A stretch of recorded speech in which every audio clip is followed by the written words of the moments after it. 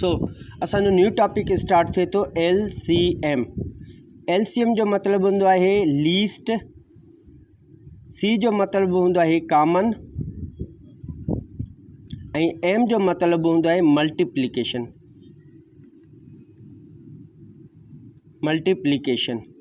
ठीक है, least common multiplication समझो गाल के।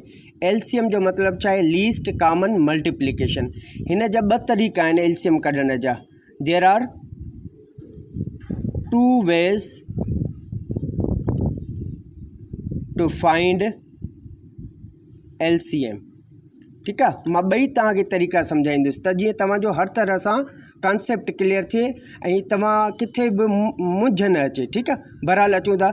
LCM जो मतलब हूंदो आहे लीस्ट कॉमन मल्टीप्लिकेशन। हाणे मां हिते एग्जाम्पल तव्हांखे ॾियां थो, पोइ LCM कढण जो जेको आहे सो पैटर्न खे ॾिसंदा। ठीक आहे, हाणे सपोज़ कयां थो मिसाल जे तौर ते 2 जी टेबल जा फैक्टर लिखां थो। 2 1 जा 2, 2 2 जा 4, 2 3 जा 6, 2 4 जा 8, 2 5 जा 10, 12।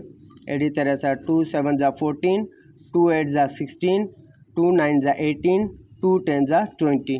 इते ही असां 4 जी टेबल लिखूं था। 4 1 जा 4, 4 2 जा 8, 4 3 जा 12, 4 4 जा 16, 4 5 जा 20, 4 6 जा 24, 4 7 जा 28, 4 9 जा 32, 4 नाचूं 36 ऐं 4 10 जा 40। हाणे हिते ॾिसो, ही मां टेबल लिखी आहे, ही असांजा जेके आहिनि मल्टीपल्स आहिनि, ही बि असांजा मल्टीपल्स आहिनि। छो था हिनखे मल्टीपल सम्झूं?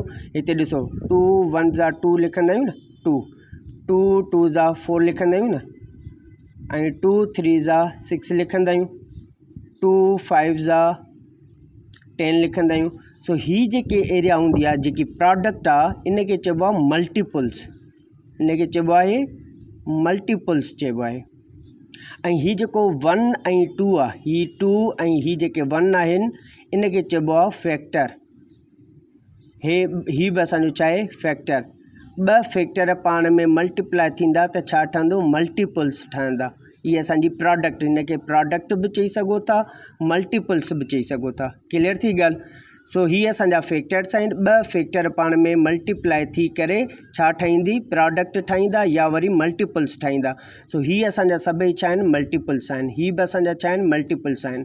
हाणे करिणो छा आहे असांखे? ॾिसो, हिते कॉमन वठिणो आहे। हिते 4 ऐं हिते 4, ॿिन्ही टेबल में 4 कॉमन मौजूदु आहे? येस, कॉमन मौजूदु आहे। ॿियो ॾिसो, हिते 8, हिते बि 8 कॉमन मौजूदु आहे? येस, 8 कॉमन मौजूदु आहे। हिते ॾिसो 12, हिते 12, हिते 16, हिते 16। अच्छा, उन खां पोइ हिते 20 आहे, हिते बि 20 आहे। कहिड़ा कहिड़ा कॉमन कढिया आहिनि असां? 4 कॉमन कढियो आहे, 8 कॉमन कढियो आहे, 12 कॉमन कढियो आहे, 16 कॉमन कढियो आहे ऐं 20 कॉमन कढियो आहे। हाणे ॾिसो, ही जेके 4 आहिनि, इहे 2 जी टेबल में बि अचनि था, 4 जी टेबल में बि अचनि था। 8 जेको आहे 2 जी टेबल में बि अचे थो, 4 जी टेबल में बि अचे थो, हा न। 12 जेको आहे 4 ऐं 2 जी टेबल में अचे थो। 16 बि 2 ऐं 4 जी टेबल में अचे थो। 20 बि 2 ऐं 4 जी टेबल में अची थो वञे। हेसि ताईं ॻाल्हि सम्झो? ओके, ही सभई उहे नंबर आहिनि जिन खे 2 बि टेबल डिवाइड करे सघे थी, 4 जी बि टेबल डिवाइड करे सघे थी। लेकिन हिते ॾिसो, नंढे में नंढो कहिड़ो नंबर आहे? 4 आहे। नंढे में नंढो नंबर असां वटि कहिड़ो आहे? 4 आहे, जंहिंखे 2 बि डिवाइड करे सघे थी, 4 बि डिवाइड करे सघे थी। इन खे चइबो आहे लीस्ट कॉमन नंबर। ही 4 असांजो छा आहे? लीस्ट कॉमन नंबर आहे। इन खे लीस्ट कॉमन नंबर छो था चऊं? छो जो ही उहो नंढे में नंढो नंबर आहे जंहिंखे 2 बि डिवाइड करे सघे थो, 4 बि डिवाइड करे सघे थो। इते त असां वटि 8 बि मौजूदु आहे, 12 बि मौजूदु आहे, 16 बि मौजूदु आहे, 20 बि मौजूदु आहे। लेकिन इन्हनि सभिनी मां नंढो नंबर कहिड़ो आहे? 4। ही 4 उहो नंढे में नंढो नंबर आहे जंहिंखे 2 जी टेबल बि डिवाइड करे सघे थी, 4 जी बि टेबल डिवाइड करे सघे थी। हाणे ॻाल्हि सम्झ में? लीस्ट कॉमन छा हूंदो आहे? त अगरि असां वटि हिक खां वधीक जेके सो मल्टीपल्स हुजनि उन्हनि मल्टीपल्स मां जेको नंढे में नंढो नंबर हूंदो जंहिंखे के बि ॿ सेम टेबल्स डिवाइड करे सघनि उनखे छा चइबो आहे लीस्ट कॉमन नंबर चइबो आहे। क्लियर थी ॻाल्हि? आई होप तव्हांजो हीउ कॉन्सेप्ट क्लियर थियो हूंदो। हाणे अचूं था एलसीएम कीअं फाइंड आउट कंदा आहियूं, जो उन जा ॿ तरीक़ा आहिनि। सो हिकिड़ो असां ऑफिशियल तरीक़े सां बि उनखे हल कंदासीं ऐं ॿियो जीअं असां पाण हल कंदा आहियूं रोज़मर्रा आम ज़िंदगी में उनखे बि हल कंदासीं। हाणे मिसाल जे तौर ते अगरि मां चवां त असां उहो नंबर ॿुधायो जेको 4 सां बि डिवाइड थी सघे ऐं 8 सां बि डिवाइड थी सघे। ॾिसो उहो नंबर असांखे ॿुधाइणो आहे जेको 4 बि उनखे डिवाइड करे सघे, 8 बि उनखे डिवाइड करे सघे ऐं उहो नंढे में नंढो नंबर बि हुजे। जीअं हिते असां ॾिठोसीं न त 4, 8, 12, 16, 20 इन्हनि सभिनी ते 2 ऐं 4 जी टेबल लॻे थी, लेकिन इन्हनि सभिनी मां नंढो नंबर असां वटि कहिड़ो मौजूदु आहे 4 आहे। त इन 4 खे असां छा चवंदासीं लीस्ट कॉमन मल्टीपल चवंदासीं। ठीकु आहे। सो हिते असां ॿियो एग्ज़ाम्पल खणूं था। जेकॾहिं असां वटि 4 ऐं 8 आहे त इन जी असांखे एलसीएम मालूम करणी आहे। मतिलबु एलसीएम जो छा आहे त हिकु उहो नंबर मालूम करिणो आहे जंहिंखे हीउ 4 बि डिवाइड करे सघे, 8 बि डिवाइड करे सघे ऐं उहो नंबर छा हुजे लीस्ट हुजे, नंढे में नंढो नंबर हुजे।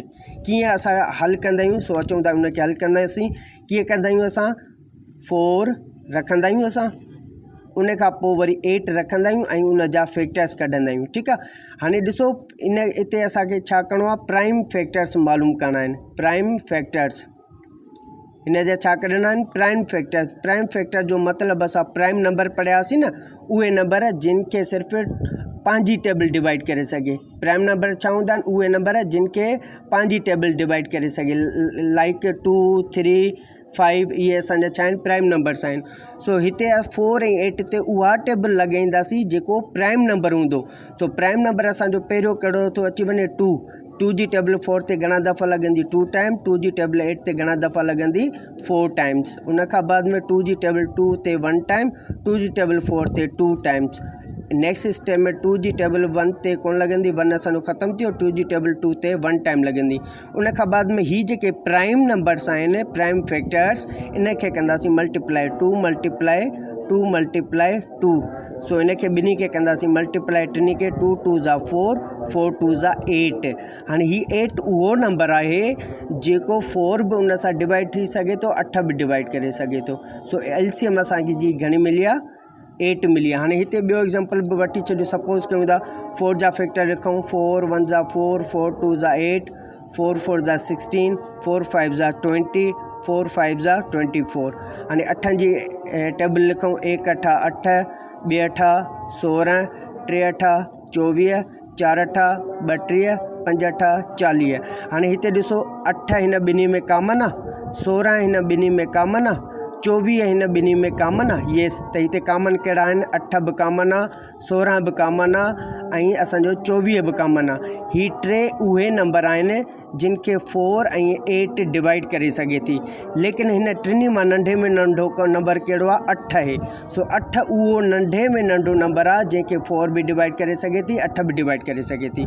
आई होप तव्हांखे ही एग्ज़ाम्पल अंडरस्टैंड थी चुको हूंदो। हाणे अचूं था इन ई सवाल खे असां ॿिए तरीक़े सां हल कयूं। कहिड़े तरीक़े सां हल कंदासीं? उहो असां इन खे अलॻि अलॻि बि करे सघूं था। कीअं? 4 ऐं 8 हिन जा फैक्टर कढूं। 2 2 ज़ा 4, 2 1 ज़ा 2।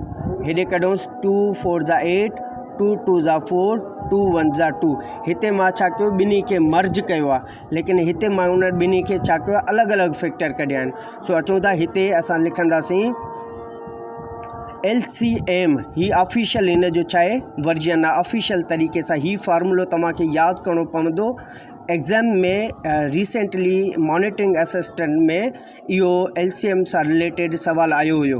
ठीकु आहे। सो ही तव्हांखे अगरि यादि हूंदो न फार्मूला, त तव्हां ईज़िली इन्हनि सवालनि खे हल करे सघंदा। ठीकु आहे। सो LCM छाजे बराबरि हूंदी आहे?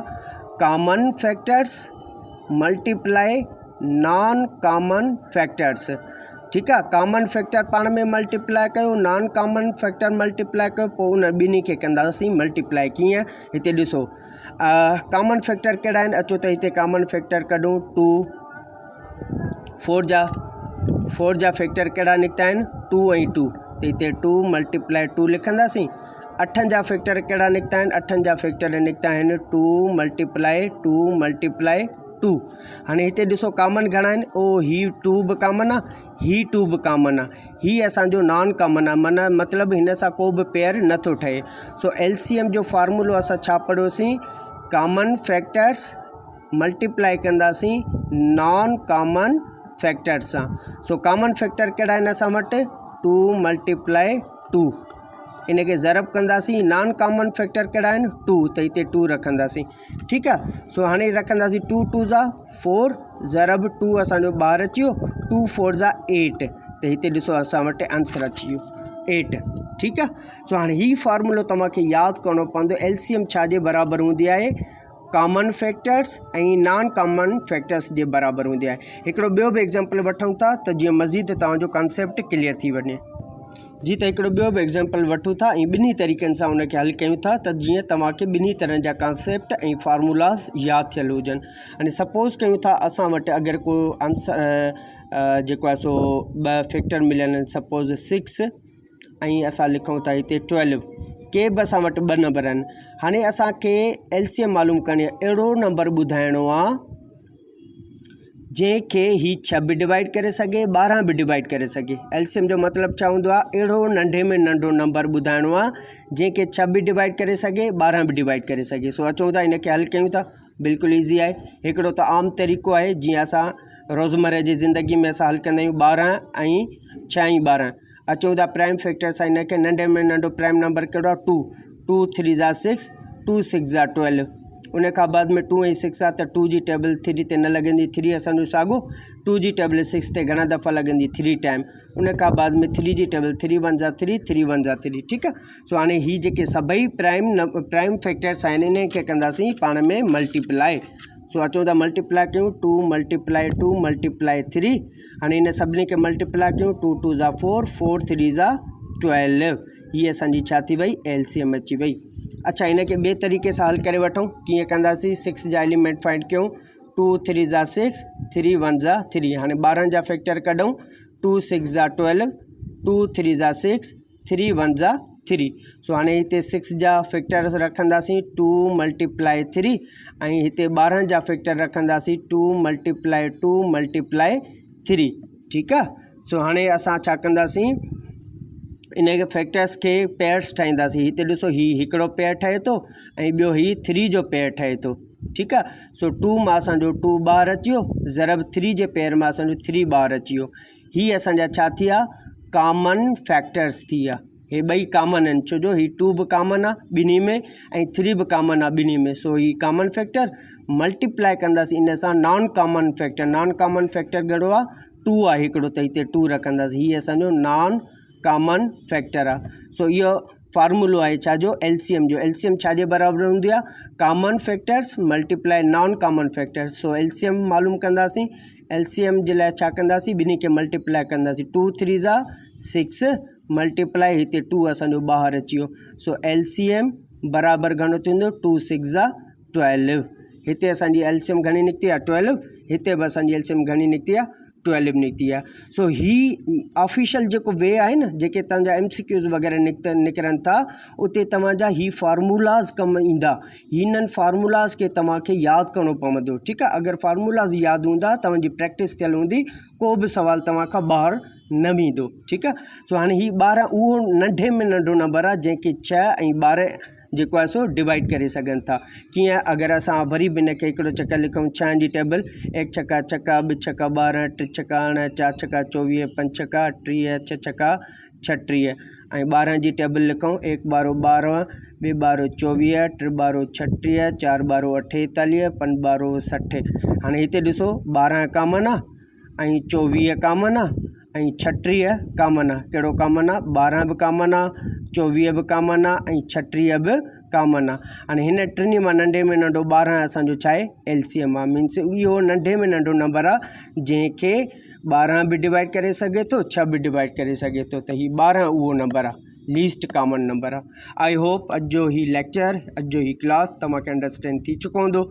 इंशाल्लाह नेक्स्ट क्लास में तव्हां सां मुलाक़ात थींदी। हिन वक़्तु मूंखे इजाज़त ॾींदा। अल्लाह हाफ़िज़।